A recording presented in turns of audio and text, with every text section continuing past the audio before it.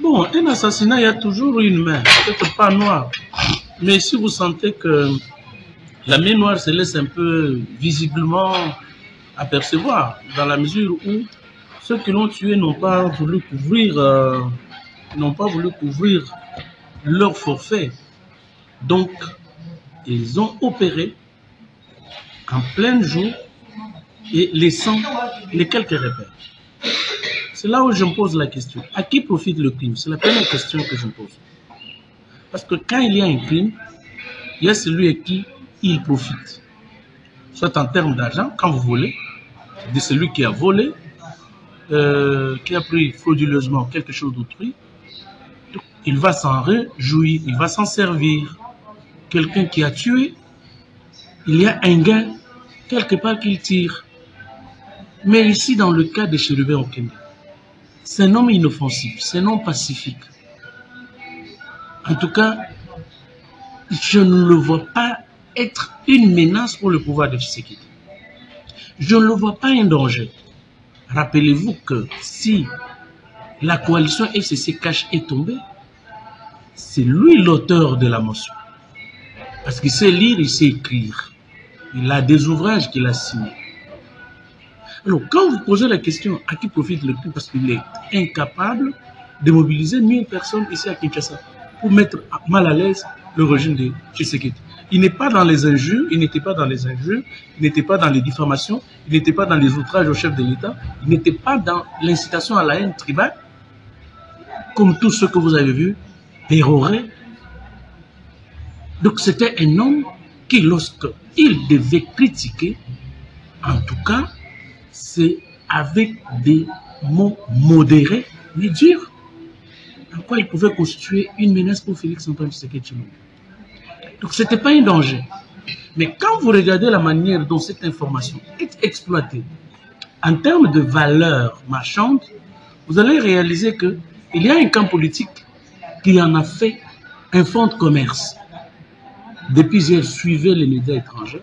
Depuis hier, suivez la manière dont à peine l'annonce de la mort de notre frère est confirmée, M. Katumbi saute directement sur la RFI pour désigner l'auteur du crime, pour ne pas croire au régime et exiger une enquête. Pour lui, c'est le régime qui bâillonne, qui tue, qui arrête des gens gratuitement.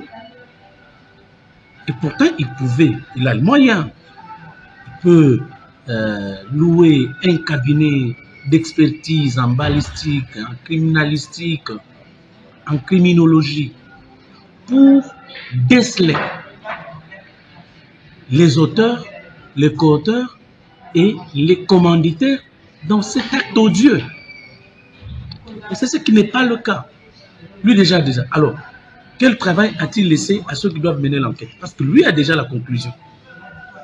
Et alors, il y a des questions quand même qu'il faille se poser.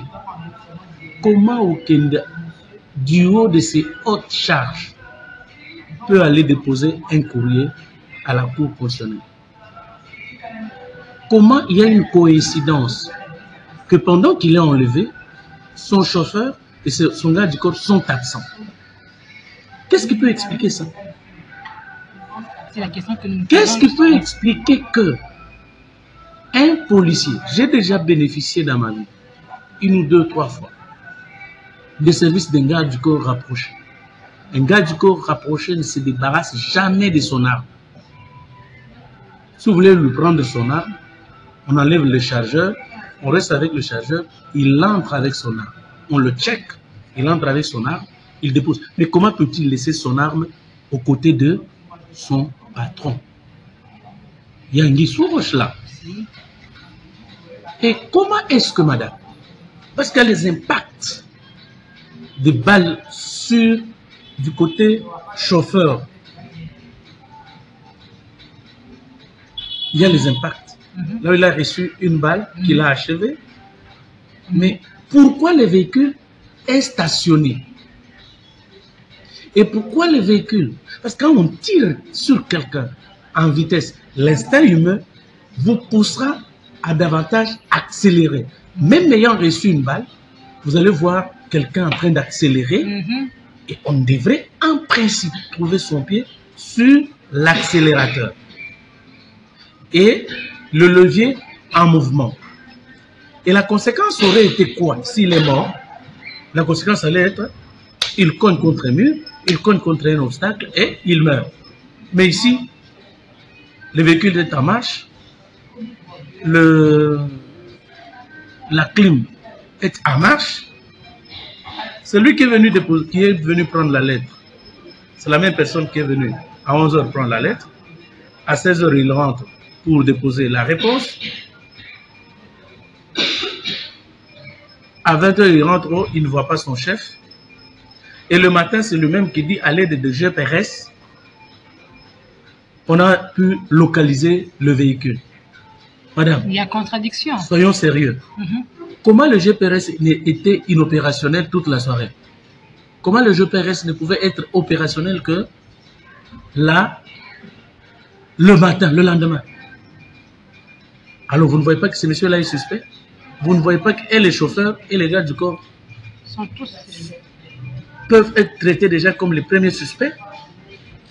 Et dans cette ville ici, où un tout petit événement, une petite querelle entre chauffeurs, il y a quelqu'un qui arrive à filmer à l'aide de nos androïdes.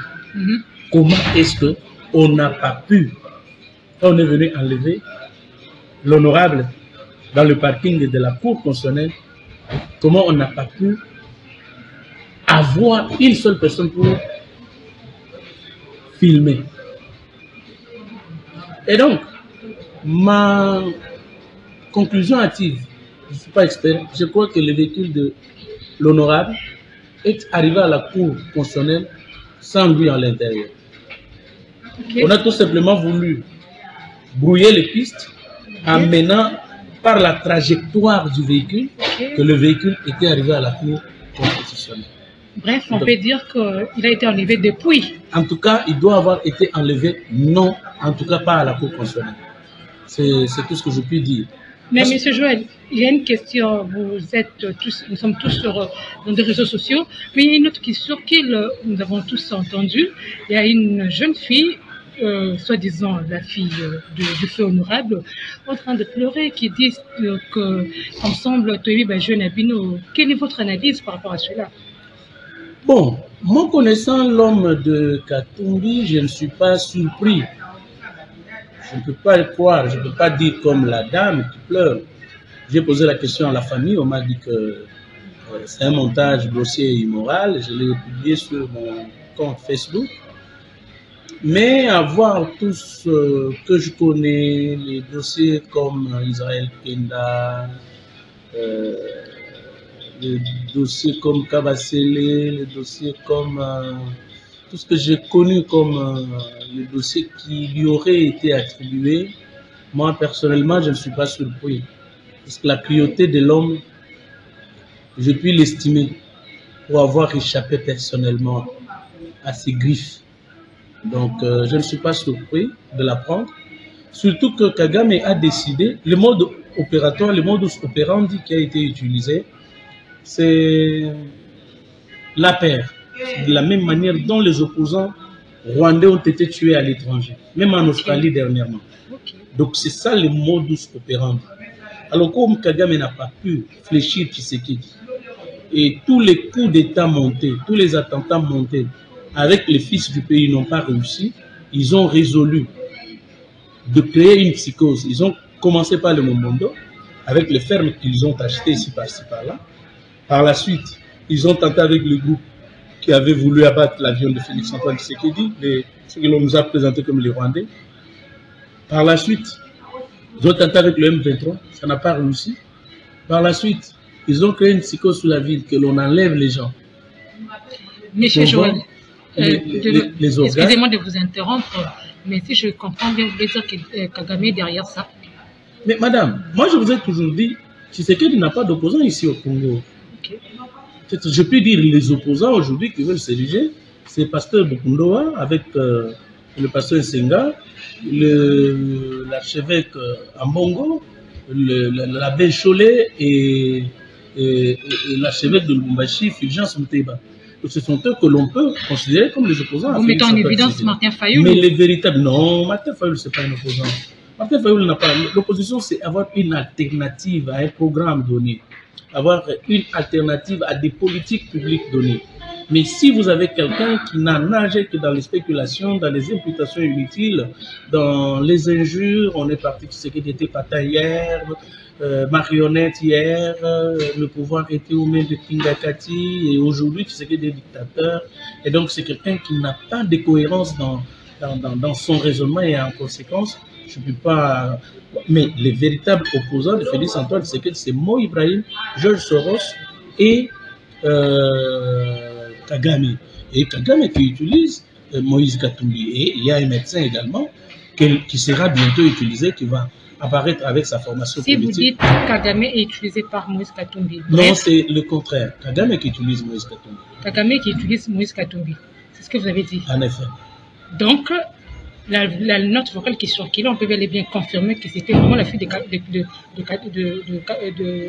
feu honorable. Non, madame, je suis apprenant en droit. Je ne peux pas épiloguer ou spéculer sur une affaire qui est en instruction, surtout qu'il s'agit de quelqu'un qui est mort, qui m'était très cher. Donc, je ne peux pas spéculer. Attendons qu'on mène les enquêtes pour établir les responsabilités, que l'on établisse. Parce qu'aujourd'hui, à l'aide de nouvelles technologies, on peut découvrir l'auteur du meurtre. On peut le découvrir à l'aide de la criminalistique. Entre-temps, l'honorable dort pour l'éternité. On découvre quand même la vérité par après. Bon, ça ne change rien. Malheureusement, ça ne va rien changer. Mais au moins, si on découvrait les auteurs et qu'on peut sévèrement les sanctionner, je crois que ça va essayer de dissuader les autres criminels qui se cachent. Parce que je vous dis que selon les informations à notre possession, il y a beaucoup d'espions rwandais ici à Kinshasa. Malheureusement, nos services ne savent pas anticiper. Beaucoup de snipers qui sont ici, qui ont été recrutés pour déstabiliser, faire saboter le régime de Félix Antoine Tshisekedi avant d'aller aux élections. Merci beaucoup, M. Joël. C'est moi qui vous remercie.